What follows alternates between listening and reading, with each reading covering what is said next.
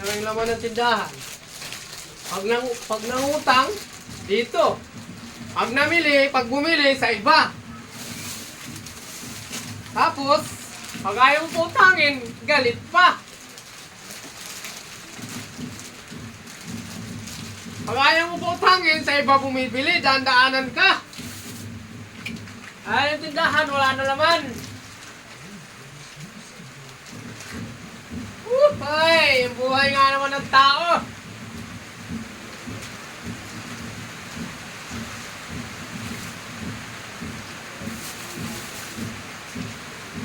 Pag ayaw mo utangin, sa iba bibili. Kung wala na naman tindahan mo, iiwan ka sa ere. Talaga. Ganito ang hirap ng buhay. Lakas pa ng ulan. Tapos, utangan pa. Ay, nako!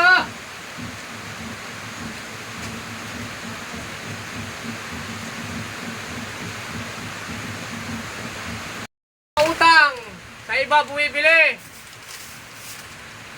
Hirap nga naman, oh.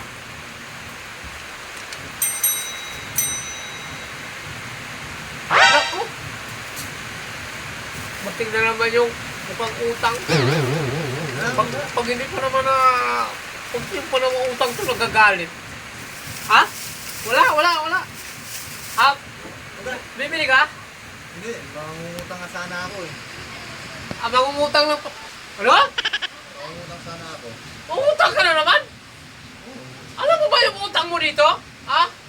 Mahigit ng 3 buwan, hindi ka pa nagbabayad. Tapos dagdagan mo naman? Dadagdagan mo na naman? Pag dumating na yung ano ko, yung pera ko, yung unang bayaran. Sparkle, ilang buwan mo na sinasabi. Magkano ba yun? Tingnan mo yung listahan mo rito. Puno-puno na yung listahan dito. Puro sa lahat to sa'yo eh. Ha? Puro lahat sa'yo to, yo. Oh? Oh? Ha? Alam mo magkano utang mo na yan? Mahigit ng 800. Ang inuutang palagi, sigarilyo, kape, soft drinks. Puro na lang sa linggo, sa lunes. Ibahin ko naman yung utangin ko eh. Sa sunod ko lang na po ng bayaran na. Okay ka mo, no? Puro ka utang, hindi ka na nagbabayad eh. Sigurado naman sa akin susunod na buwan na eh. Brad, pasensya ka na muna, Brad. Mahirap ang buhay, Brad. Umuulan. Walang pang abono. Walang panabono, Brad. Walang panabono. Kaya, pasensyahan muna tayo. Ayaw mo talagang pautang. Pasensya ka na muna ngayon talaga, Brad. Dahil napakahirap ng buhay. Hindi ako makapangalakal. Tapos yung pera sa inyong dalawa, sa iyo, 2,000 na natutulog. Babayaran naman sunod na ano eh. Naku, yun na sinasabi ko na nga ba yung babayaran sa sunod-sunod na yan eh. Wala pa naman ano eh. Sahod eh. Ay, sige na, next time na. Ayaw mo talaga. Ayoko! Yun na, pautangin mo na ako. Ayoko! Sa sunod na lang, bayaran mo muna yung utang mo. Pag nakubayad ng utang mo, gano'n ka na naman. O sige, kung ayaw magpautang, sa iba ako bibili. Ganyan naman sinasabi mo eh. Ganyan naman sinasabi mo eh. Pag hindi ka pinapautang, sa iba ka bumibili. Siyempre, ayaw magpautang, eh doon na ako bibili para makautang ako doon. Tapos sa akin utang! Oo. Ano ka pala eh, Luke? Lumas ka dyan! Alis! Alis! Kung utang lang, babayaran naman eh. Huwag ka na mabalik-balik dito ha! High blood mo ako eh. Sinasabi na huwag ka na bumalik! Naku, isa pa ito. Hoy! Ikaw at huwag mo ibig sabihin mangungutang ka na naman. Ay, di ka nagkamali.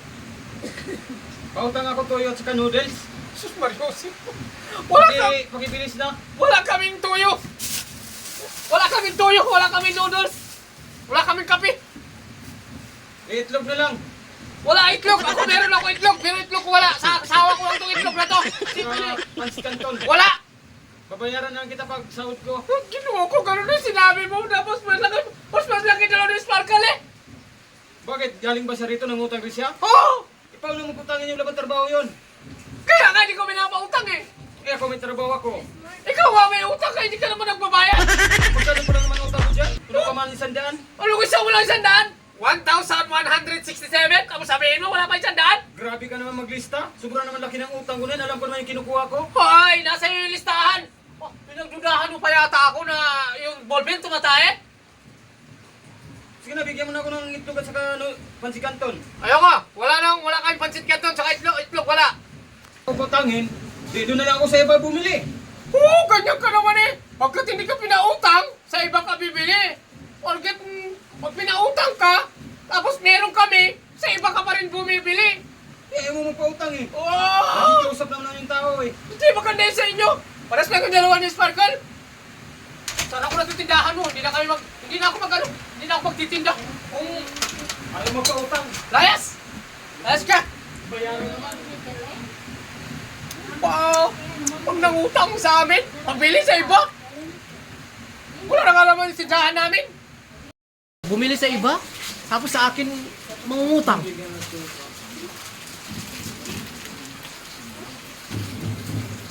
Wow! Ang titigas ng mga liit! Pagka akin utang sa iba bili! Tandaanan nyo, huwag kayo dumaan dito, sasarok yung daanan dito!